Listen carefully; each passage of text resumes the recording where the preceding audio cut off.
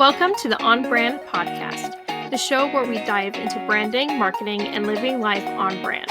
I'm your host, Jessica Carr, a marketing strategist with over a decade of experience helping businesses of all sizes amplify their impact and connect with their audience.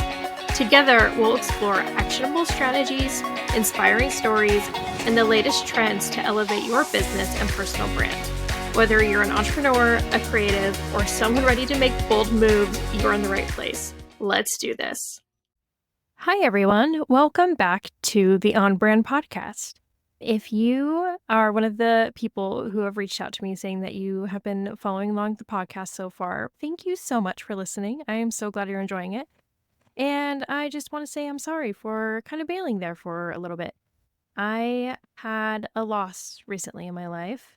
My horse, who was the love of my life, passed away. It was something that we kind of planned for. We knew it was coming. It wasn't a sudden tragic thing, but it still was really hard to deal with. So I just needed to take a minute to process that. So I really appreciate your patience while I grieved that loss. Anyways, I'm back. So I am going to continue with the podcast again and keep recording more episodes. And once again, thank you so much for being patient while I got back in the groove of things. Today on the podcast, I want to talk about full funnel marketing and a holistic approach to marketing. When I introduce myself to people, I introduce myself as a full funnel holistic strategist. Today, I'm going to talk about what that is and what the marketing funnel actually is. So, unlike a lot of marketing professionals, I have worked in almost every area of marketing. When I introduce myself as a marketing strategist, a lot of people will ask me, especially if they don't know anything about marketing, what area of marketing? And it's almost like a weird thing to say like all areas because it's not common at all. So it actually makes me sound like I don't know what I'm doing when I say all areas, but actually it's the exact opposite. A lot of marketing professionals will focus solely on social media or content or SEO or advertising or websites. And I've actually been in all areas of marketing. So I've worked in web design and web development shops. I have managed multi-million-dollar ad campaigns for some of the largest brands in the world. I have created websites myself on a freelance basis. I was an ambassador for Google for 8 years. So I know a lot about SEO marketing as well. I know how all of these areas of marketing work together. That's what makes me a full funnel holistic strategist. Through these experiences, I've created my own system on how I approach marketing. It's a system I take all my clients through to ensure that we're creating a long-term, sustainable, and converting marketing strategy. Throughout my podcast episodes, I'll talk about my system, but today I want to focus on what the marketing funnel actually is so you understand a little bit more. When someone in marketing says funnel or marketing funnel, you know exactly what they're talking about. Full funnel marketing or the marketing funnel is taking you through every stage of the marketing journey into consideration. So full funnel marketing is taking every stage of the marketing journey or the quote unquote funnel into consideration. In the link in the show notes, I'm going to have the link to the blog post that goes along with this episode. I'm going to put a graph that shows the marketing funnel so you actually can visualize it. If you're listening and you don't quite understand what I'm saying, you need a visual, make sure to go to the link in the show notes and there'll be the graphic there. But keeping the funnel in mind is key because there are 3 primary stages of the funnel. Now, some marketers will have more stages, but they always include these 3. So I'm just going to go over the 3 basics today.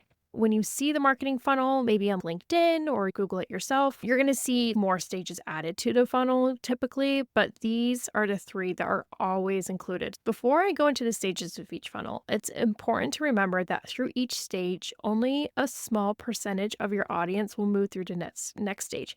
So that's why it's called a funnel. If you imagine a funnel that you might find in your kitchen, the top of the funnel is the widest part, and then it goes down and it narrows. So as you go down through the funnel, that's going to narrow, and that represents the percentage of your audience that's going to move through the funnel.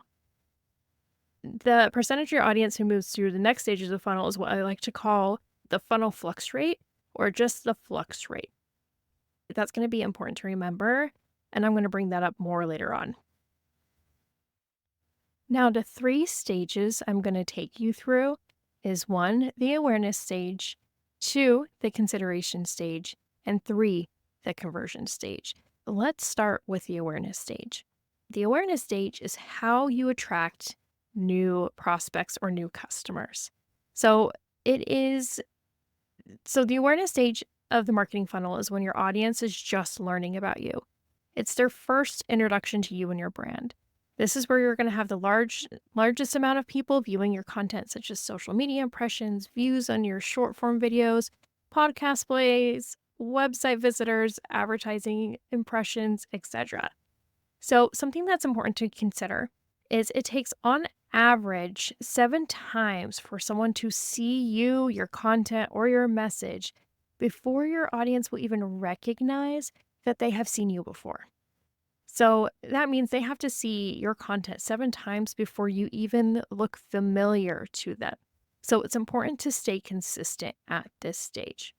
There are organic and paid marketing strategies for the awareness stage.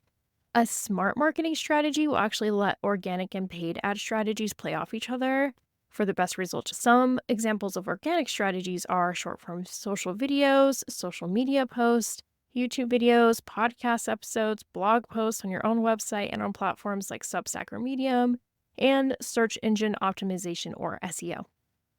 Some examples of paid marketing strategies are brand awareness campaigns on social media platforms such as LinkedIn, TikTok, and Pinterest. You can also run search campaigns such as display ads, discovery ads, or responsive search ads that use a broad match keyword. Now, we're not going to go too technical into ads on this podcast. Just as a side note, I personally am a firm believer, and it's not just that I believe in this, it's that I've seen this and I've witnessed it with my experience in advertising, that it's extremely important to really nail your organic strategy before you even touch ads. The brands that do this have infinitely more success and higher conversion rates.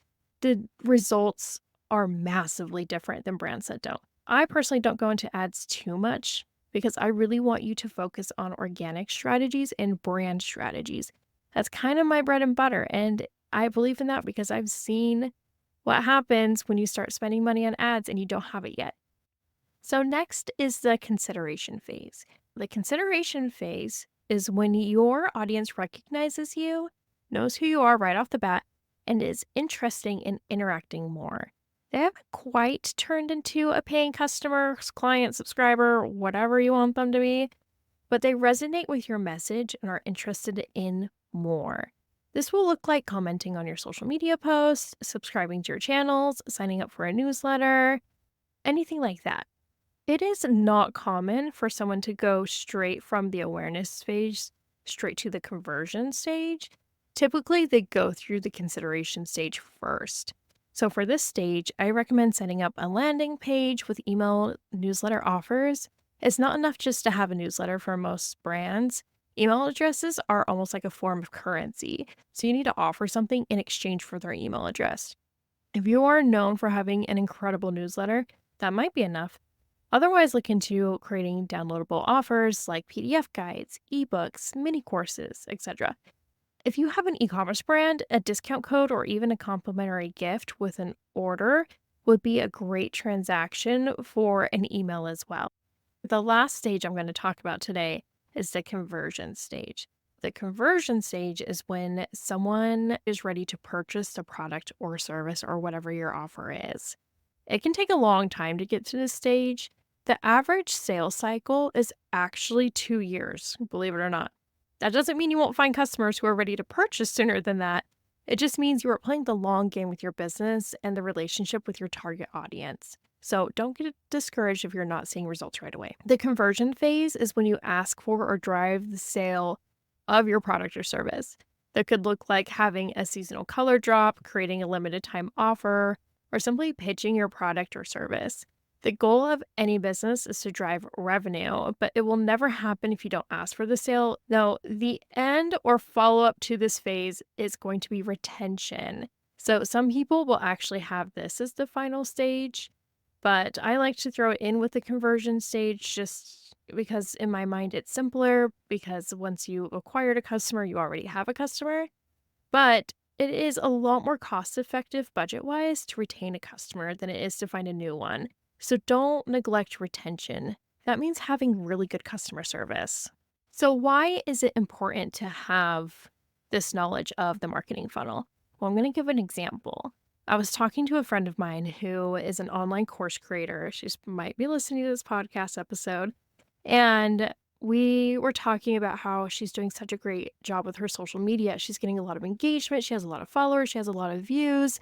And I was telling her, hey, you're doing such a great job with connecting with your audience. And she made the comment that, yeah, I'm getting a lot of engagement, but I'm not making a lot of sales. And I was like, well, your problem is that you have a funnel issue. It's not that your social media isn't working. She's really stuck in the awareness stage. She's showing up online. She's creating such valuable content. Her audience is loving it. They're eating it up. Like, I am so proud of her marketing, but she's not moving people through the funnel. So if they're stuck in the awareness stage, they're not going to make it to the conversion stage. Now, she has been successful with selling her online courses, and I'm so proud of her. But that was just kind of the feedback I had for her where the conversions have stopped coming.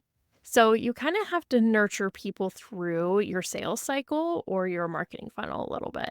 So for her, I would say, okay, you need to move more people to the consideration phase. Have a newsletter subscription that people can sign up for. Have something that gets them to that next stage where they're engaging a little bit more and they're a little bit more bought into her brand. And then have your offers. Always be selling your offers. You don't want to do it too much. You don't want to be spamming people, but you want to occasionally remind people like, hey, this information can be found in my course. If you're interested in signing up, please go register for it or sign up for it. So that would be something I would offer for her because she's sharing such valuable content that can be found in her course. It's just that subtle reminder. It's like, hey, you can do what I am demonstrating here in this post. You just have to sign up for my course and I'm going to teach you how to do it there. I hope today's episode really helped you understand a little bit more about what the marketing funnel is and how it can be applied for each stage of your marketing journey. If you found this content valuable, I recommend subscribing to the podcast, going to my website, reading the blog post, and following me on my socials. Thank you for listening to the On Brand podcast. If you found today's episode valuable, be sure to subscribe, leave a review, and share it with someone who'd love it too. Until next time, keep amplifying your impact and living on brand.